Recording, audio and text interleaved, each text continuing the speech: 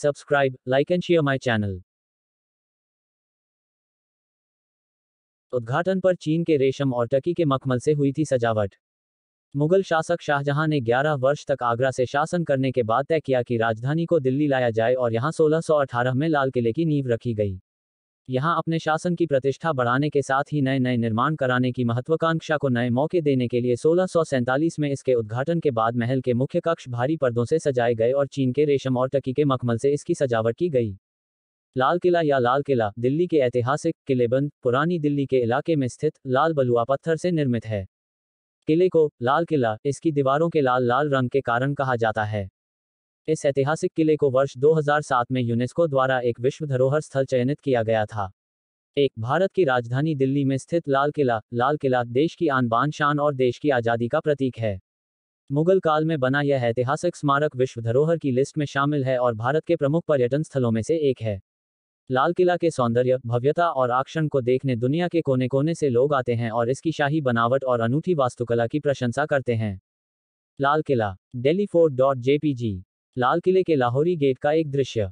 यह शाही किला मुगल बादशाहों का न सिर्फ राजनीतिक केंद्र है बल्कि यह औपचारिक केंद्र भी हुआ करता था, जिस पर करीब 200 सालों तक मुगल वंश के शासकों का राज रहा।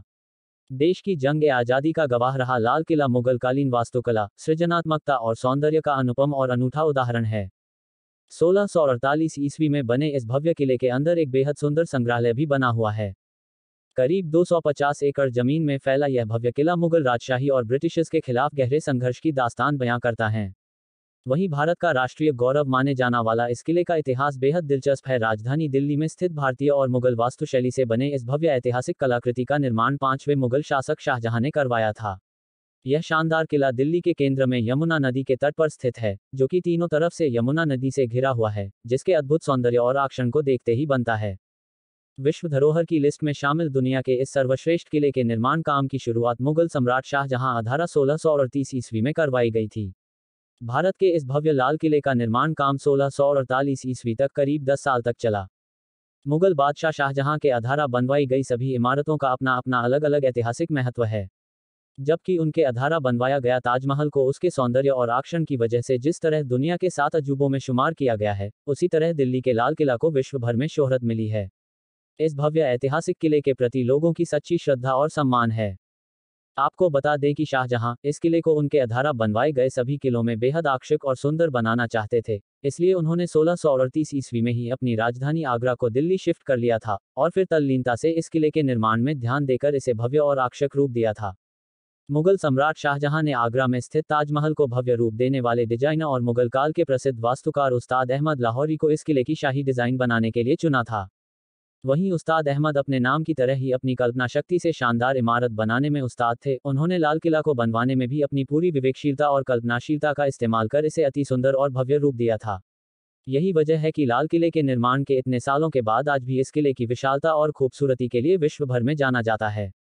इस भव्य किला बनने की वजह से भारत की राजधानी दिल्ली को शाहजहानाबाद कहा जाता था। साथ ही यह शाहजहां के शासनकाल की रचनात्मकता का मिसाल माना जाता था।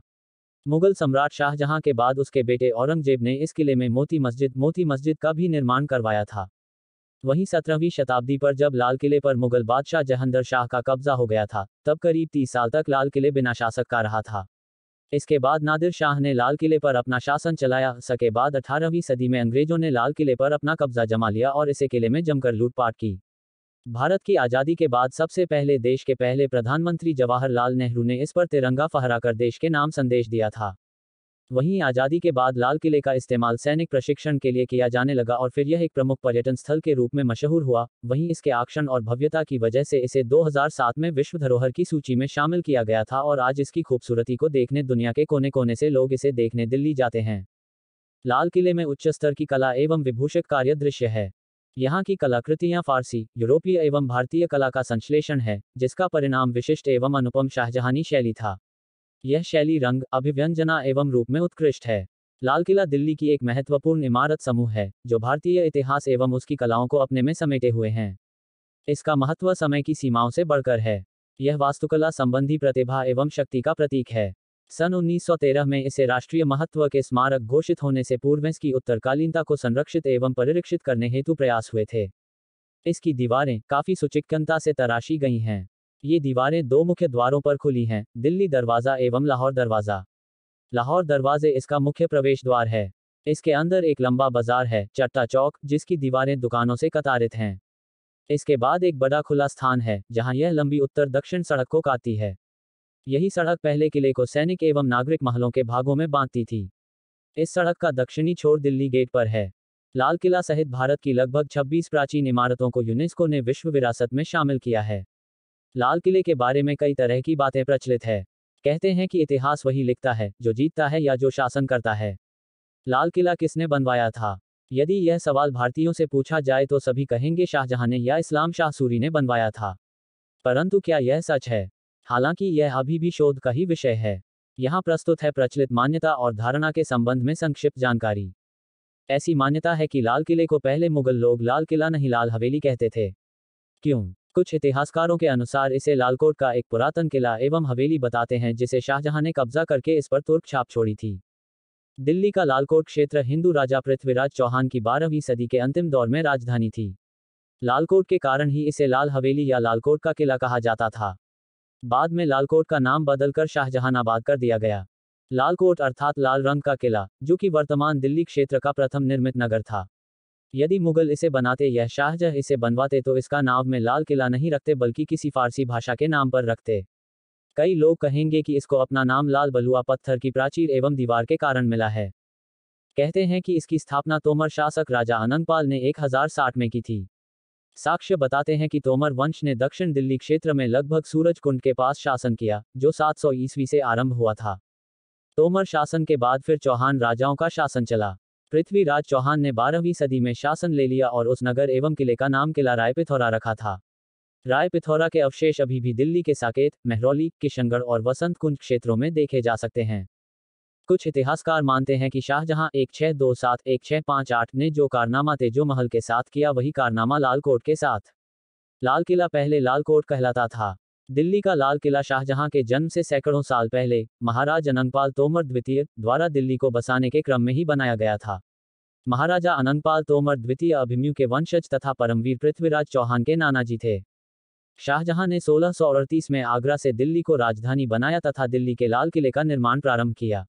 अनेक मुस्लिम विद्वान इसका निर्माण 1648 में पूरा होना मानते हैं, लेकिन ऑक्सफोर्ड बोडिलियन पुस्तकालय में एक चित्र सुरक्षित है जिसमें 1628 में फारस के राजदूत को शाहजहां के राज्याभिषेक पर लाल किले में मिलता हुआ दिखलाया गया है।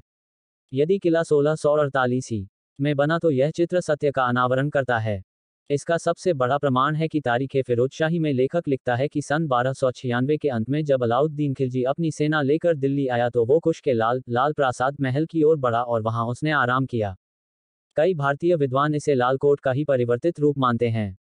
इसमें संदेह नहीं कि लाल किले में अनेक प्राचीन हिंदू विशेषताएं किले की अष्टभुजी प्राचीर, तोरण द्वार, हाथीपोल, कलाकृतियां आदि भारतीयों के अनुरूप हैं। शाहजहां के प्रशंसकों तथा मुस्लिम लेखकों ने उसके द्वारों, भवनों का विस्तारपूर्वक वर्णन नहीं किया है। इतिहास के अनुसार लाल किले का असली नाम लालकोट है, जिसे महाराज अनंगपाल द्वितीय द्वारा सन 1060 ईस्वी में बनवाया गया था। बाद में इस लालकोट को पृथ्वीराज चौहान ने जीर्णोद्धार करवाया था। लाल किले को एक हिंदू महल साबित करने के लिए आज भी हजारों साक्ष्य मौजूद हैं।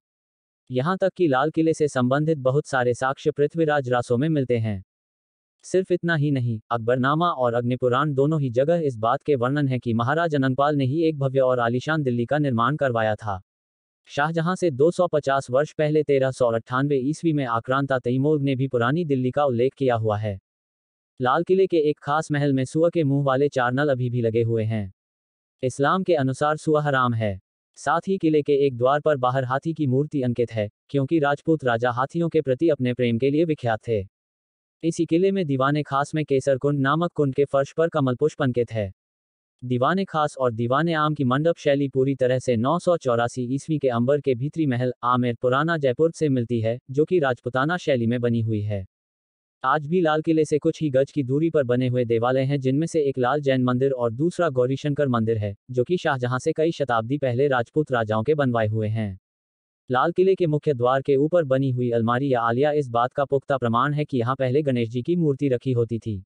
पुरानी शैली के हिंदू घरों के मुख्य द्वार के ठीक ऊपर या मंदिरों के द्वार के ऊपर एक छोटा सा आलिया बना होता है, जिसके अंदर गणेश जी की प्रतिमा विराजमान होती है।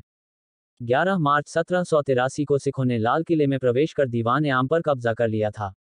नगर को मुगल वजीरों ने अपने सिख साथियों को समर्पित कर दिया। उसके बाद इस पर अंग्रेजों ने कब्जा कर लिया। लाल किला या लाल किला दिल्ली के ऐतिहासिक किलेबंद पुरानी दिल्ली के इलाके में स्थित लाल बलुआ पत्थर से निर्मित है। किले को लाल किला इसकी दीवारों के लाल लाल रंग के कारण कहा जाता है। इस ऐतिहासिक किले को वर्ष 2007 में यूनेस्को द्वारा एक विश्व धरोहर स्थल चयनित किया गया था। एक भारत की राजधानी दिल्ली में स्थित लाल किला देश की आन बान शान और देश की आज़ादी का प्रतीक है। मुगल काल में बना यह ऐतिहासिक स्मारक विश्व धरोहर की लिस्ट में शामिल है और भारत के प्रमुख पर्यटन स्थलों में से एक है। लाल किला के सौंदर्य, भव्यता और आकर्षण को देखने दुनिया के कोने कोने से लोग आते हैं और इसकी शाही बनावट और अनूठी वास्तुकला की प्रशंसा करते हैं।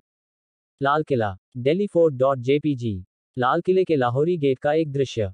यह शाही किला मुगल बादशाहों का न सिर्फ राजनीतिक केंद्र है बल्कि यह औपचारिक केंद्र भी हुआ करता था, जिस पर करीब 200 सालों तक मुगल वंश के शासकों का राज रहा।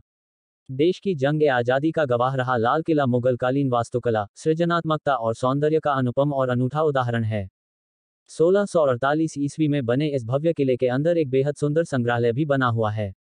करीब 250 एकड़ जमीन में फैला यह भव्य किला मुगल राजशाही और ब्रिटिशर्स के खिलाफ गहरे संघर्ष की दास्तान बयां करता है। वहीं भारत का राष्ट्रीय गौरव माने जाना वाला इस किले का इतिहास बेहद दिलचस्प है। राजधानी दिल्ली में स्थित भारतीय और मुगल वास्तुशैली से बने इस भव्य ऐतिहासिक कलाकृति का निर्माण 5वें मुगल शासक शाहजहां ने करवाया था। यह शानदार किला दिल्ली के केंद्र में यमुना नदी के तट पर स्थित है, जो कि तीनों तरफ से यमुना नदी से घिरा हुआ है, जिसके अद्भुत सौंदर्य और आकर्षण को देखते ही बनता है। विश्व धरोहर की लिस्ट में शामिल दुनिया के इस सर्वश्रेष्ठ किले के निर्माण काम की शुरुआत मुगल सम्राट शाहजहां अधारा 1638 ईस्वी में करवाई गई थी। भारत के इस भव्य लाल किले का निर्माण काम 1648 ईस्वी तक करीब 10 साल तक चला।